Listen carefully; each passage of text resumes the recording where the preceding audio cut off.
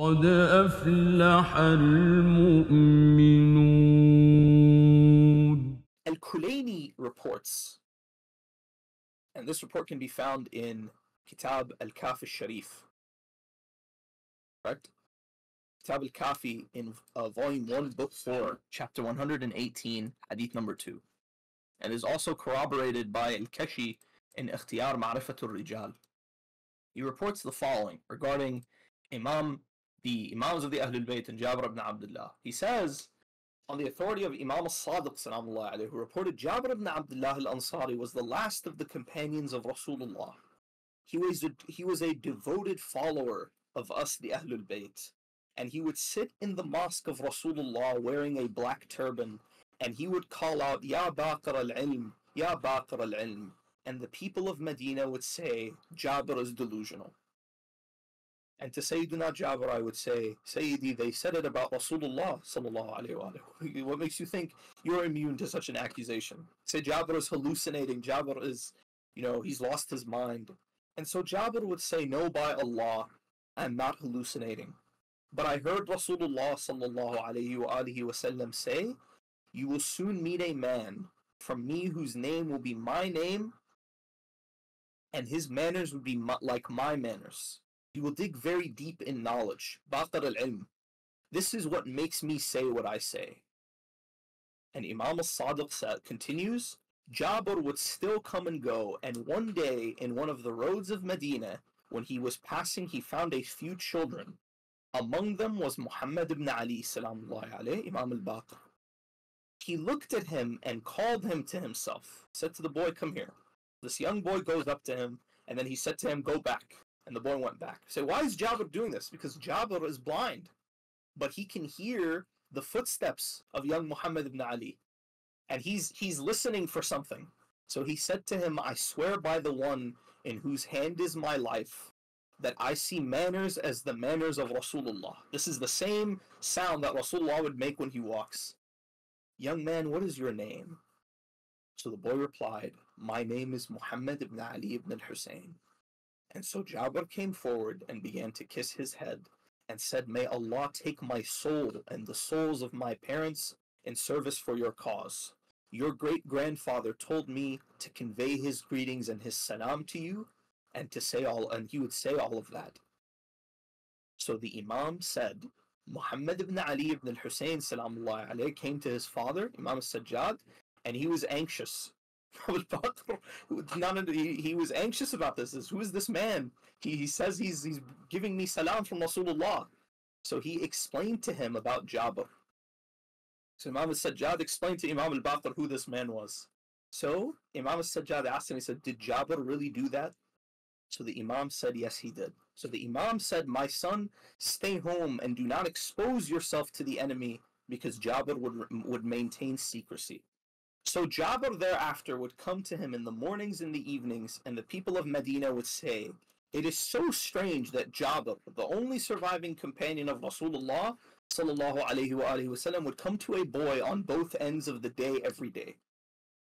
Very shortly, Ali ibn al-Husayn salamullah alayhi passed away, and Muhammad ibn Ali salamullah alayhi would go to visit Jabir out of respect for his being a companion of Rasulullah, and would speak to the people from Allah Jalla wa Ala. And the people of Medina would say, we have not seen anyone as bold as he is. On hearing this from them, he began to speak to them from Rasulullah. He began to narrate from Rasulullah. So the people of Medina would say, we have not seen a greater liar as he is, because he narrates from one from whom he has never seen. On hearing this from them, he began to narrate to them from Jabir. Imam al-Baqir, Imam Sadiq salamullah alayhi continues, they would accept what he would narrate from Jabir ibn Abdullah. However, Jabir would come to him and would narrate from him, from Muhammad ibn Ali ibn al-Husayn salamullah alayhi. This report, there is a bit of an issue with it, and it essentially is that this report is saying that Imam Sajjad passed away and Jabir was still alive. Correct? So this is very, very strange. This is very, very strange. We say maybe this part, one of the narrators messed it up, or that part of the report, or the report is da'if. However, the meeting of Jabir and Imam al-Baqir is very widely attested and very widely corroborated. So one of the sources that affirms this is Rijal al-Kashi. Al-Kashi reports, and this comes from Ikhtiyar Ma'rifat al-Rijal in volume 1, page 195, report number 89. He reports the following. He says, from Muhammad ibn Muslim al-Thaqafi, that Imam al-Sadiq told me, and this is a very powerful line for Imam al-Sadiq. He says, verily my father, Muhammad al-Baqir, has virtues that are not from my forefathers. Says my father, Imam al-Baqir, had certain virtues that were unique to him. And this is something very important when we study the lives of our Imams, alayhim salam, is we look for their unique merits. What sets them apart? All of them are ma'soom. Correct? All of them are hujjatullah ala khalqihi, salamullah alayhim. But some of them have unique merits. And we know that Amir al-Mu'mineen, salamullah alayhi, when it comes to merits, he has the greatest. However, Imam al-Baqir has this very unique merit. So he reports, Rasulullah said to Jabir al-Ansari, you will meet Muhammad ibn Ali, so convey my salam to him. So Jabir came to the house of Ali ibn al-Hussein, looking for Muhammad ibn Ali, and Ali said to him, he is with the writers. And this is basically a way of saying he was at school. Shall I send for him? So Jabir said, no, I will go to him. So he approached Muhammad salamullahi alayhi, held him, kissed his head, and said, Rasulullah sent me to you with a message to convey greetings to you. And so Imam al-Baqir salamullahi alayhi replied, upon him and upon you be peace. Wa alayka wa alayhi wa alayka salam. So then Jabir said to him, may my father and mother be sacrificed to you. Assure me that you will intercede for me on the day of judgment. Firstly, look at the fact that Jabir says, Bi abi anta wa ummi, that I would ransom my mother and father for you. Say, Sayyidi, your father, Abdullah ibn Amr ibn Haram al-Ansari, was one of the shuhada of Uhud. He was one of the great companions of Rasulullah. He was one of the nuqaba of al-Aqaba. And you say this to someone? You say that I would ransom my mother and father for you? Say, yes, of course he would. Because Muhammad al-Baqir, this is the Imam of his time. Correct? And may my mother and father be ransomed for the Imam of my time. Correct? In the hopes that he would intercede for me on the day of judgment. So Jabir is an old man. And he was a companion of Rasulullah. And he lived for such a long time. And he preserved so much of the sunnah of the Prophet. And yet here he is, humbling himself before this young boy, before Imam al-Baqir salamullahi alayhi, and asking for his intercession. And Imam al-Baqir assures him, of course, Jabir, of course I will intercede for you on Yawm al-Qiyamah. It has further been reported by Shaykhun al-Kulayni rahimahullah in Kitab al-Kaf al-Sharif. He reports that Imam al-Baqir said the following. This is reported again by Muhammad ibn Muslim al-Thaqafi rahmatullah alayh, that Imam al-Baqir said, Jabir narrated to me from Rasulullah sallallahu alayhi wa sallam. Imam al-Baqir is narrating a hadith on the authority of Jabir ibn Abdullah, and Jabir did not lie, that the son of a brother distributes the legacy with a grandfather. So there's a fiqhi ruling here, because as we know, Muhammad ibn Muslim al-Thaqafi was a faqih, he was interested in fiqh. However, we see that Imam al-Baqir affirms the adala of Jabir. He's affirming the adala of Sayyidina Jabir and his truthfulness. Al-Kashi further reports, this is another report from Rijal al-Kashi, and this comes from volume 1, page 196 to page 197. He reports the following. He says, Zurara narrated from Imam al-Baqir, who said Jabir was knowledgeable, and he praised him. So I asked him, and he was among the companions of Ali, and he said, indeed, Jabir knew the saying of Allah Jalla wa Ala, verily he who has imposed the Quran upon you will bring you back to the destination. And so this is very interesting, because there seems to be a scribal error here, because he's saying that Jabir knew the verse. So well, wait, everyone knew the verse. So it seems that what the scribe messed up, or what the report in fact means, is that Jabir knew the meaning of the verse. He also reported from both Muhammad ibn Muslim al-Thaqafi and Zurara, we asked Imam al-Baqir about certain traditions, and he narrated them from Jabir. So we said, what do we have to do with Jabir? So Muhammad ibn Muslim and Zurara are like, Imam, why are you narrating to us from Jabir? Give us the usual chain. So Imam al-Baqir said to them, he said, Jabir's faith reached a level where he used to recite this verse, verily he who has imposed the Quran upon you will bring you back to the destination. Lastly, Al-Kashi reported from Zurara, from Imam al-Baqir salamullahi alayhi, who said, I asked, why do you narrate to us from Jabir? So he replied, O Zurara, Jabir used to know the interpretation of this verse. Verily he who imposed the Quran upon you will bring you back to the destination. And this ayah is Quran Surah 28, verse 85. So Imam al-Baqir is he affirms the truthfulness of Jabir, he affirms the knowledge of Jabir, and he affirms that Jabir was upon the wilayah of al-Muhammad sallallahu alayhi. We shall now I'll go over a few more reports, because these reports are very, very interesting. They're very powerful. Correct?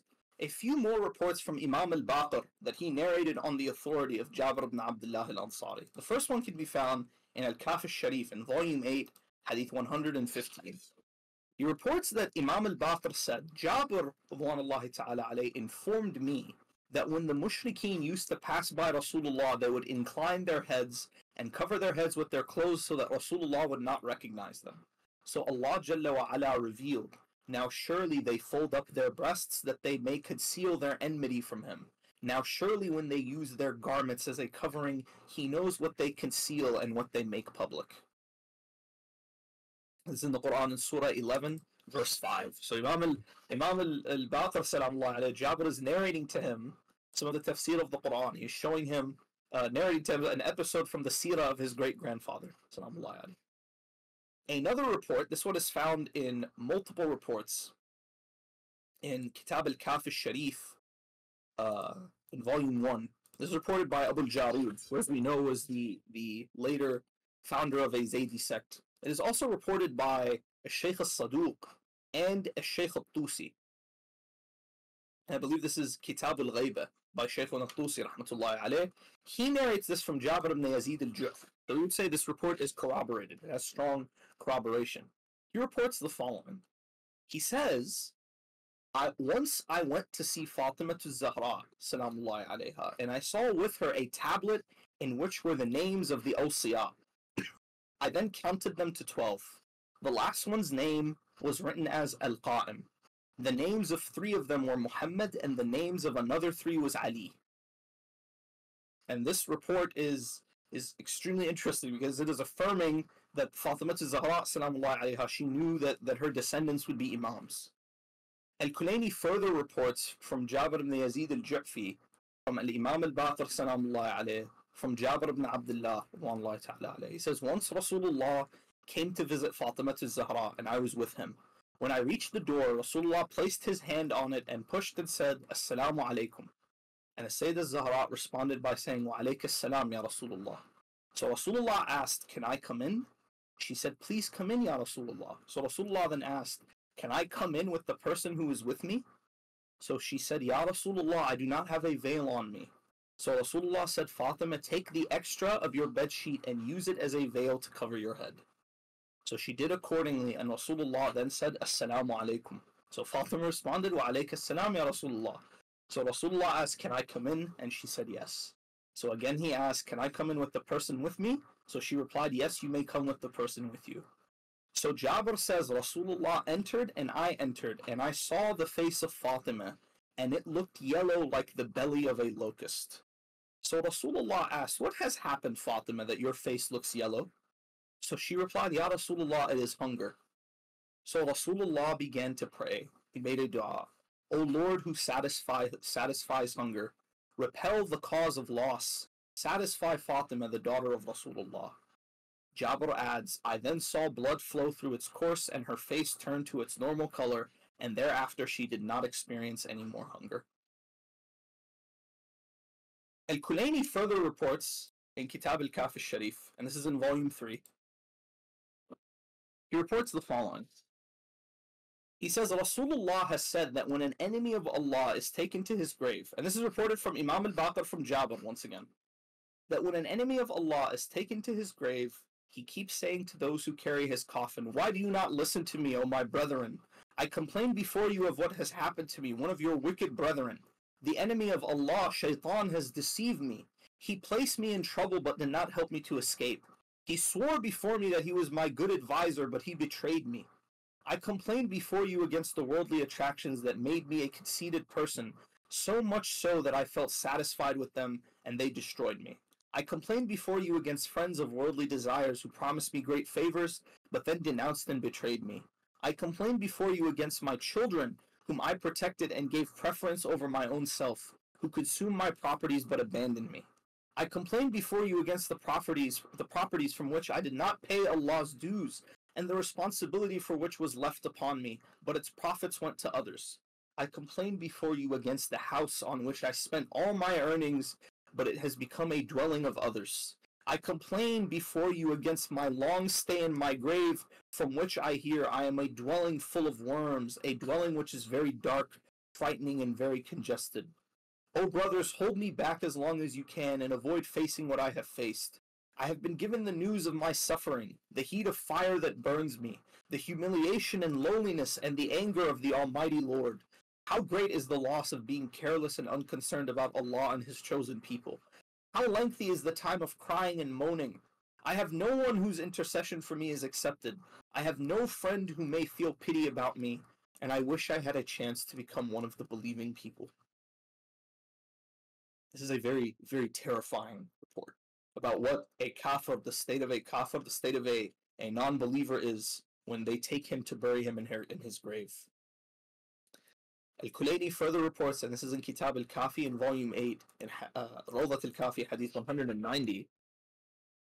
He reports the following. He says, from Imam al-Baqir, from Jabir ibn Abdullah. He says, Rasulullah passed by us one day while we were in our group, and he was upon his mule. And that was when he was returning from Hajjat al-Wada. He paused near to us and greeted us, and we returned his greeting. And then he said, from what I see, love of the dunya has overcome many of the people to the extent that it is as if death in this world has been ordained to come upon others other than them. He says, there are some people, they love the dunya so much, it's almost as though they believe that death will not come for them eventually. And it is as if the truth of this world has been obligated on others than them, to the extent that if they had never heard nor seen the news of death of those who lived before them, even though their own path is the path of the people on a journey. He's saying these people are acting as though they haven't seen everyone who came before them die before them, as though it won't happen to them as well. After a short while, they will be returning to their homes, their tombs, and their inheritors would be consuming their legacies, thinking that they would now be living forever after those ones. Alas, alas, the later ones do not take the lessons from the former ones.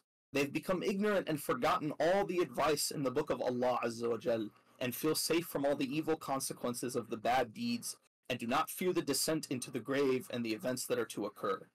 Tuba is for the one who occupies himself in the fear of Allah Jalla wa Ala, rather than the fear of the people. Tuba is for the one who prevents himself from finding faults with the believers from his brethren. Tuba is for the one who is humble to Allah subhanahu wa ta'ala Jalla wa Ala, and restricts himself to what Allah has prohibited for him without turning away from my sunnah, my way of life, and rejects the blossoms of the world without turning away from my sunnah, and follows the best ones from my family after me, and avoids the people of vanity and pride, and the ones who are infatuated with regards to the dunya, and the heretics opposed to my sunnah, and the workers in other than my way. Tuba is for the believing ones who earn wealth without disobedience, so they spend it in other than sinful ways, and through this they aid the poor. Tuba is for the one who is good with the people in manners, and supports them and turns away from them and from their evil. Tuba is for the one who spends in moderation and donates the excess, and refrains from speaking vain words, and engages himself in ugly deeds. Lastly, Al-Kulayni rahimahullah reports, and this is in volume 2 of Al-Kafi, he reports the following.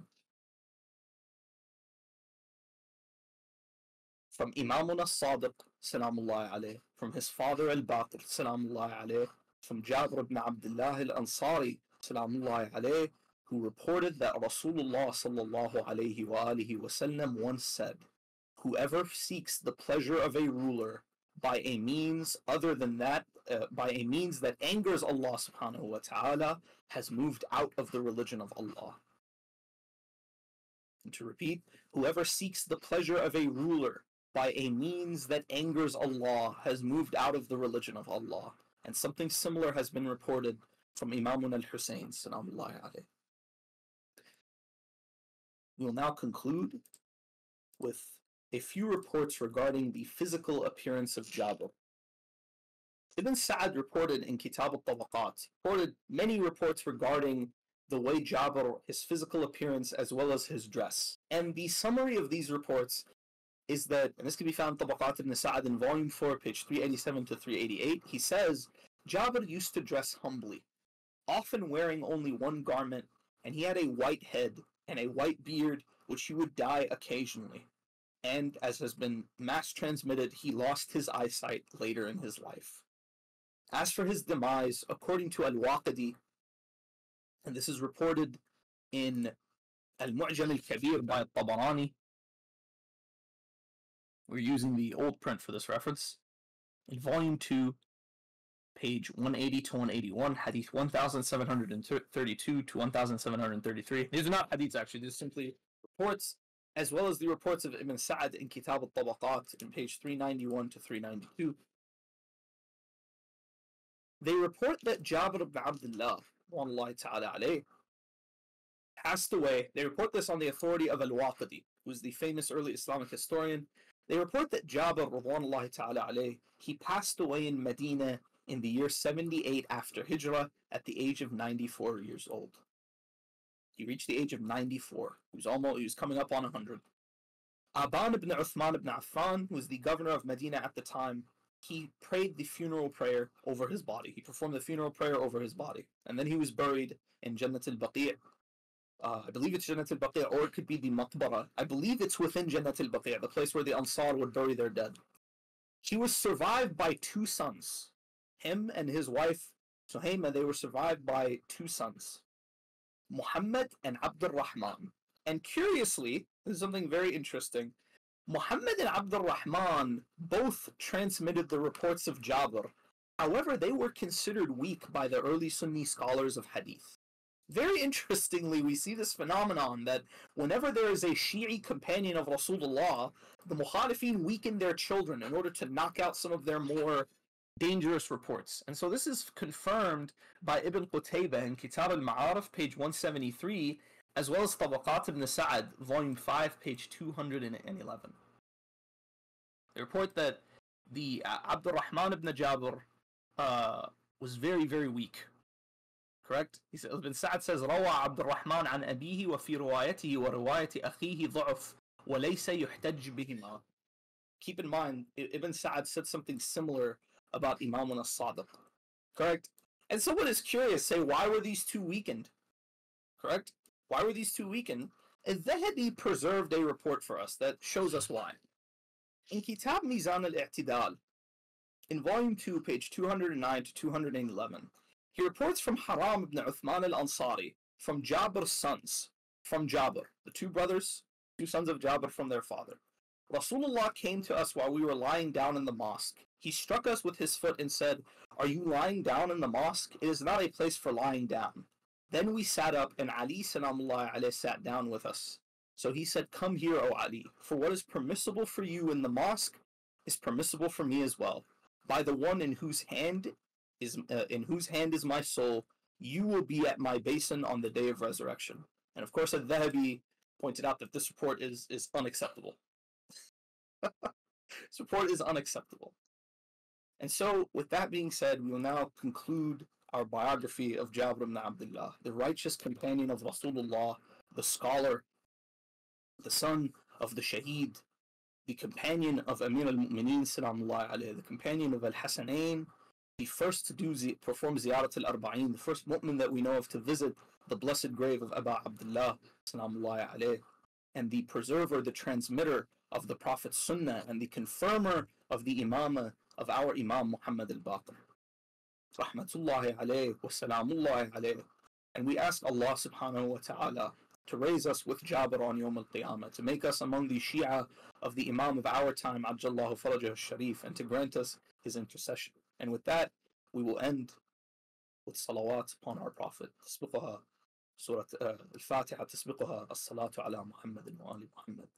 اللهم صل على محمد وآل محمد.